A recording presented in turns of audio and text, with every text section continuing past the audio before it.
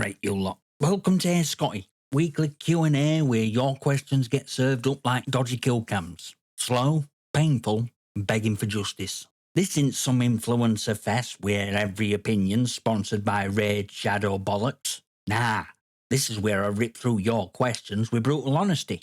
Yorkshire sarcasm, just enough charm to get away with it. You ask it, I answer it. No filter, no filler, just sharp text, dev tech downs, and occasional roaster twonks who think SBMM is a skill issue. It's like therapy, if your therapist played FPS games and hated on everyone.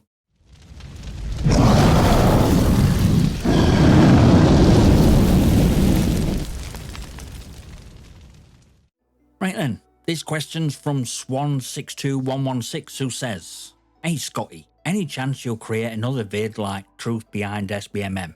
I know you put a lot of effort into it since it's basically 30 minutes, but it is my most rewatched video. A lot of good stuff to take in and think about with COD's garbage system. Mate, are you one who's watched it 100 times? If so, that's not just dedication, that's either obsession or a cry for help. And honestly, I respect both. That video wasn't just a rant, it were a full-on demolition job on bollocks masquerading as matchmaking in Call of Duty. For those who haven't seen it yet, I'll drop link in description. Go treat your brain after this video. You'll laugh, you'll cry, you'll want to uninstall Warzone, maybe all three. Now will I be making more like that? Yeah. In fact, when I read your comment, I was literally mid-research for another deep dive. And while it does involve Call of Duty, because of course it does, it's actually zooming out to hit a much bigger target. Absolute state to young gamers. I'm not spoiling it, but let's just say it's less get good and more how did we get here? But you bang on. Those longer, more educational style tech downs, I want to do more of them. I got some older topics from earlier X-Defiant days that I could drag out to archive, slap with a fresh coat of rage, and aim squarely at wider industry. Because let's face it, it's not just COD that's knackered, it's systemic. These publishers all drink from the same poison marketing fountain, and analytics back it up. Turns out more of you tune in when I'm not just screaming about one game but dragging entire clown parade, which honestly I enjoy more too. There's only so many ways you can say Activision's evil before you start sounding like a mantra and less like a warning. Anyway, thanks for the question, Swan, and for keeping that SBMM video in your rotation like it's your favourite vinyl. Let me know what you lot think. Do you prefer longer, deeper stuff that rips industry to shreds? Or do you want more quick hit tech downs and targeted rants? Drop it in comments. I'm all ears. Next question's from Pirate Friendly Arsonist 9195 who asks, Hey Scotty, is any game live service DOA if devs don't listen or even update players? Mate, if a live service game launches with no communication, no updates and no feedback loop, that's not a live service game, that's a content hostage situation. They've not given you a platform, they've locked you in a room with a promise and a patch note that never arrives. No communication? That's instant distrust. Players start to feel like they're screaming into the void while devs are out back painting a roadmap in invisible sodding ink. If you can't even drop a lazy, hey, we hear you, mate, at that point 90% of your community's already packing up and leaving like they've just seen Babylon's fall on horizon. No updates? That's content starvation. They said this world would evolve. Instead, 3 months later, we're still grinding the same 4 recycled missions and pretending it's fresh. Spoiler alert, live service don't mean launch once and vibe forever. It means feeding beast, and if you don't, it bloody eats you. And it don't chew. No listening? That's a riot waiting to happen. Just ask Corpse Babylon's Fall. Launched like it had already been abandoned. Loot nobody wanted. Zero hype. Square Enix ghosted, and game died faster than Google Stadia's dreams. Or Anthem, promised a bit future, turned out to be funeral. Great flying, and everything else, crash test simulator. X-Defiant, dropped with no SBMM, Sweats got exposed and rage quit, and then came silence, then came decline. And now, it's a museum exhibit on how not to launch a shooter. You can't call it a live service if the only thing alive is marketing bots still auto-posting on Twitter. At that point, it's weekend at Bernie's. Sure, it's technically moving, but it stinks of decay and everyone knows it's dead except poor bastard stuck in matchmaking. If you're ghosting your players like a bad Tinder date, you're not running a live service, you're running a slow motion shutdown, and you deserve an empty lobby, a refund button, and a kill streak counter that just ticks every time someone uninstalls. Thanks for the question, Pyro. Bloody good 'un. But what do you lot think? Is communication more important than content? Or does one mean no without other? Sound off below. We got 2 questions from Ages444 this week. His first one is, would you be interested in doing a podcast in future for your channel at all? Or not your style? Absolutely, mate. I've talked before about bringing in podcasts as part of regular chaos on this channel. I've just not gotten round to it yet. Not because I don't want to, but because life's currently juggling chainsaws while trying to edit videos with one hand and hold reality together with other. I've still got plans to expand content, podcasts, live streams, more ways to dismantle this sorry excuse for an industry, but it's honest truth. Right now, my real life situation takes priority. Health, family, that's top at list. My business, that's second. I got bills to pay, mouths to feed, and unfortunately, Rent Fairy don't accept YouTube rants as currency. YouTube and all this content, that's third.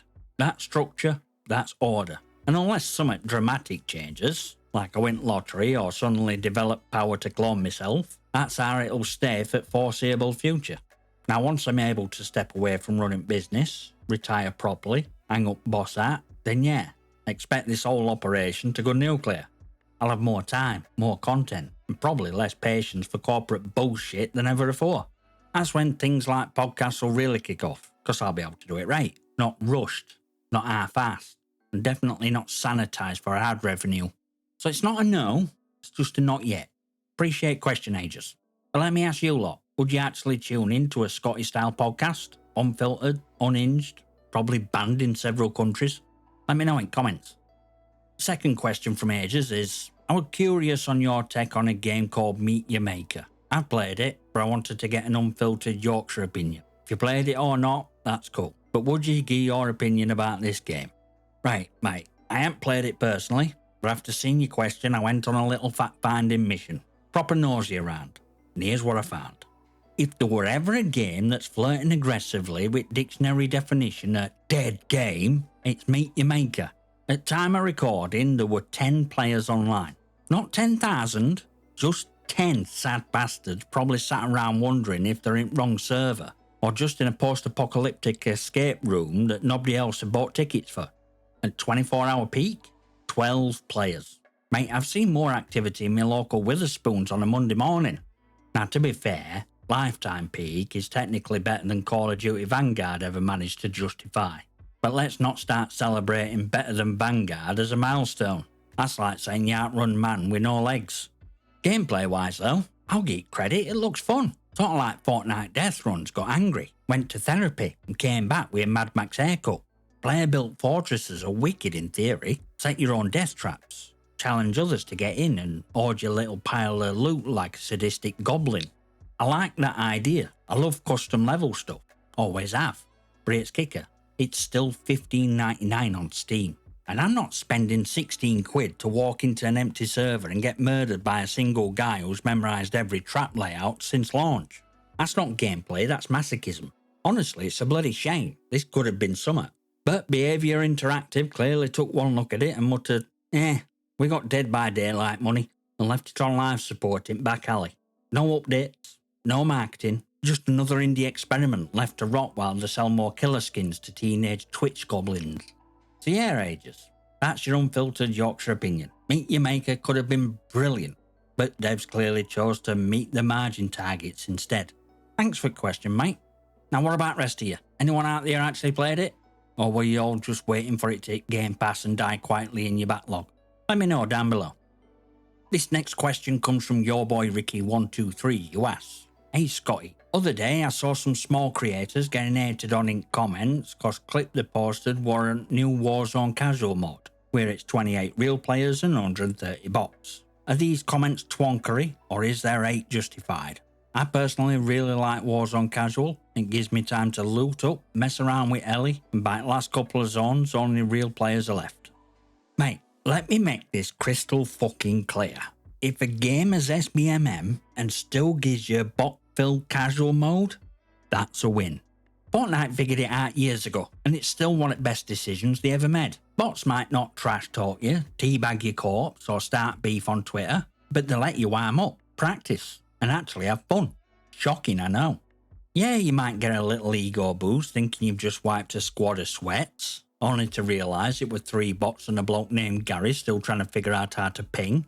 But for new players, low-skilled players, or those who just want to enjoy it down game without being shoved face first into a grinder full of slide-cancelling degenerates, bots are a godsend. So when I see clowns in comments mocking smaller creators for using Warzone Casual, that's pure-blooded mouth-breathing twonkery. It's modern version of gatekeeping. You're not playing right way, bro. Oh, piss off. If someone wants to fly around in a helicopter for half a match, loot in peace, and only start sweating when it actually matters, let them. They're not hurting anyone. In fact, they're probably enjoying game more than people frothing at mouth over KDs in bot-free lobbies. And let's not ignore real irony here. Loudest complainers?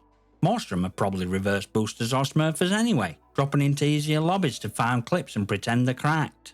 Now that bots are officially part of casual matchmaking, good. Let's see which top players suddenly stop posting gameplay highlights because it's no longer easy to farm real low-skilled humans without being outed.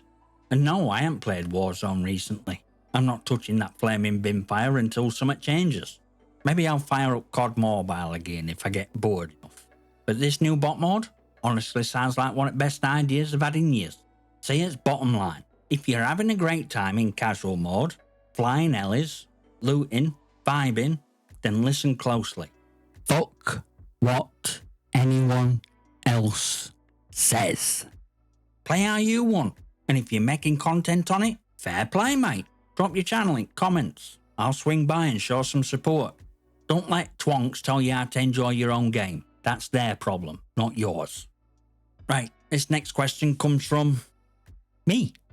That's right, I'm asking you lot something. See, I've got a video dropping tomorrow that's a bit of a throwback. Proper trip down memory lane. Some of you might not know this, but I started uploading to this channel almost a year ago now. Back in those early days, most of what I posted were me roasting Reddit posts from X-Defiant subreddit. It were raw, chaotic, and a bit toned down compared to what I could have said. Let's just say I were holding back a bit on old Barnsley lexicon. And that's what I want to ask you lot. Do you want me to stop holding back? I'm talking about bringing back something like Twonk Chronicle, but this time full throttle. No filter, no fluff, just total Yorkshire annihilation of Reddit's finest worst texts. Kinda roast that leaves scorch marks on Wi-Fi router. Because honestly, some of these posts beg for a verbal suplex. And if you want me to go full native Barnsley accent dialed up with what fuck did he just say, then I'll happily oblige. But only if you really want it. So let me know in comments. Do you want more Reddit roasts? More unfiltered tech downs? Do I release full grumpy old bastard win? Oh, and while we're here, quick note about subtitles. Yeah, I stopped hardcoding them. I know some of you like that, but let's be real, they were adding a ton to workload. Fun while it lasted, but this into Netflix production. That said, I do still upload scripts to YouTube manually, which means auto timing is bang on. None of that Google Translate style gibberish. So if you're struggling to decipher ancient dialect to angry Yorkshiremen, just turn subtitles on. They're accurate, they're mine, they'll help. Right, that's it from me, but now it's over to you. Want me to turn on full power Barnsley tech downs? Hit comments and tell me. Let's see how many you actually want to unleash chaos. Now then, that were a rollercoaster built entirely of viewer madness, developer failures, and enough sarcasm to power Yorkshire through a blackout. If you made it through that carnage and still want more, join Discord, follow on X, and check out channel memberships. All links are in the description. Support channel, mock some twonks, maybe even ask a question that don't make me lose my will to live.